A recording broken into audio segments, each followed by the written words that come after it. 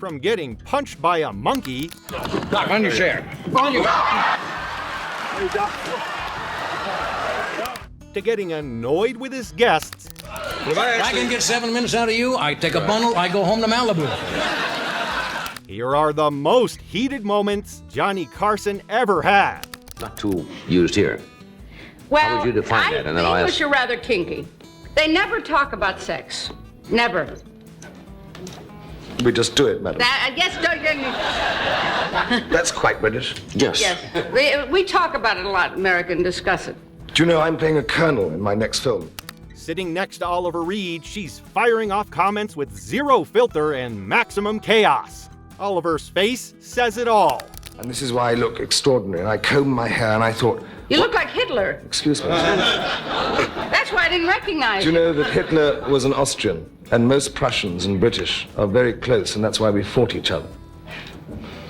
Mark my words. So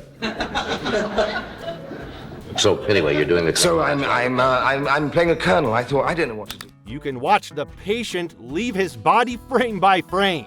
Then Shelley says the wildest thing ever. You don't really have to leave, do you, Sean? No. And you have met before. And Do you know there's no way? There's Shh. Quiet. Can we end the show now? Please be quiet for a minute. Yes, sir. Good. I am not really used to this. Will you please be quiet for a minute while I talk to this gentleman? I'm on the show Yes, sir. to talk, Okay. not just to hear you, madam. Yes, sir. Right.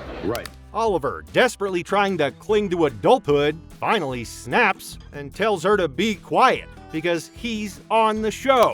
So I say, I've never had anything to do with sex and that sort of thing. Oliver, That's it. don't do this That's- picture. Don't do this film. Well, you should see the cows.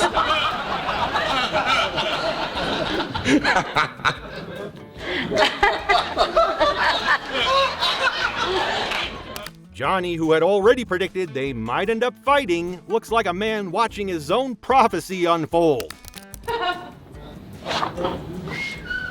I bought them in England. Do you know why that's on there? Do you know why? So she won't fall over. The jabs start going both ways, and suddenly it gets awkward. Johnny looks genuinely horrified by the fact that this whole situation is even happening at all. Just when you think things can't get any more heated, Johnny is faced with a crazy and very violent baboon. Celebes ape, and it's Celebes one of the ape. few animals in the world that's actually worshipped. That's all right. Come here. Come on, boy. That's right. He's worshipped as an ancestor to human beings. Whoops. Hey, give me that.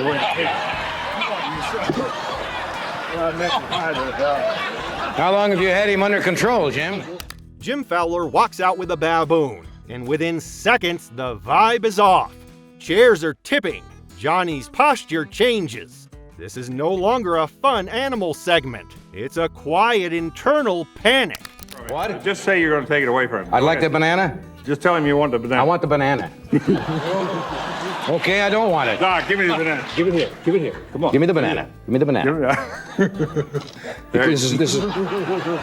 This is called Doc? Doc, come here. It's called Doc. Come on. Open. Hey, Oh, he's Doc, frisky, just a isn't he? minute here. Come on. The baboon locks eyes with Johnny, and you can feel it thinking.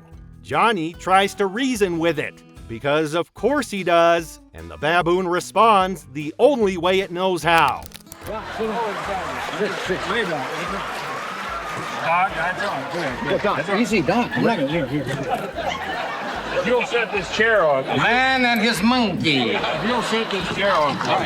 Doc, let's go. Doc, on your chair. On your... With a shove, then a punch, Johnny Carson gets hit on his own stage, and somehow still manages to look offended rather than surprised. And once you've been punched by a baboon on national television, the bar for heated has officially been raised, and Charles Grodin might have broken that bar. Are you whispering again? Oh, no, you said I'm whispering last time. Yeah, you talk very softly for me. I don't know why. Are you hearing me This right is what now? you sound like. okay. You're talking. You made a book, Why? I think so. Have you seen those little whisper things that people get who are just on the edge of going completely deaf, where you hear something? I'm going to get You you think one it's of those. me? Yeah. I think you're losing it. Well, maybe it is me. And now you want to know why I mistreat Charles immediately pokes at Johnny's way of speaking, and Johnny laughs it off because that's the job. But then Charles asks the question you're never supposed to ask a host. That's right. Now people don't understand when you come out here. And Well, but look at you. I mean, you don't really care what I have to say, do you? Honestly? No.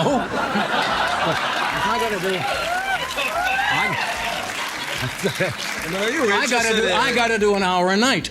Yeah. I'm looking for warm bodies. Right. You can see it land. Johnny's smile tightens, the room shifts. Johnny handles it with sarcasm at first, throwing out quips like warning shots. That's all. If I I can get 7 minutes out of you, I take a bundle, I go home to Malibu.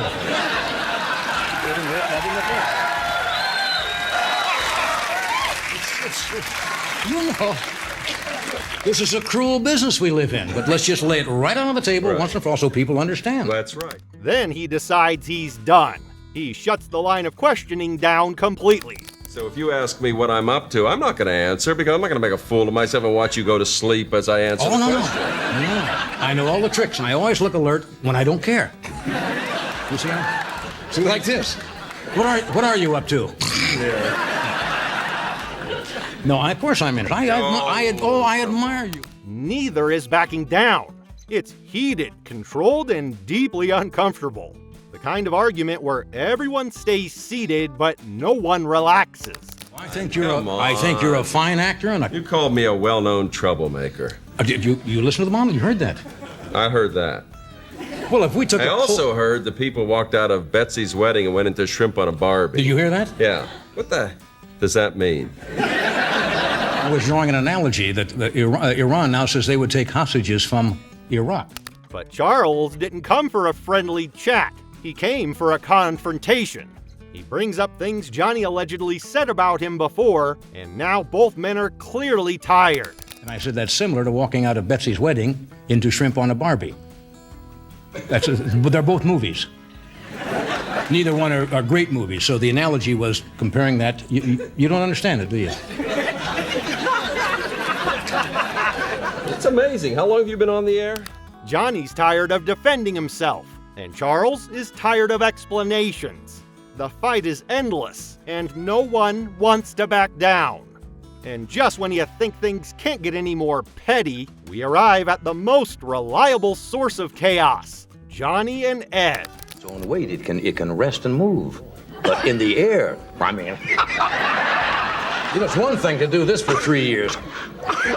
It's another to do this. I see what you mean. You see the difference? I see the difference.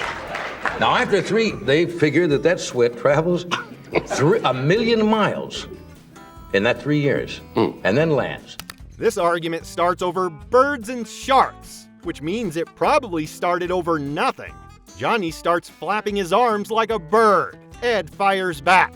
Logic exits the building. Rest at night. So that doesn't mean that they're... Why at night? What difference would it make to a shark? What do you mean? What's the difference between day or night to a shark?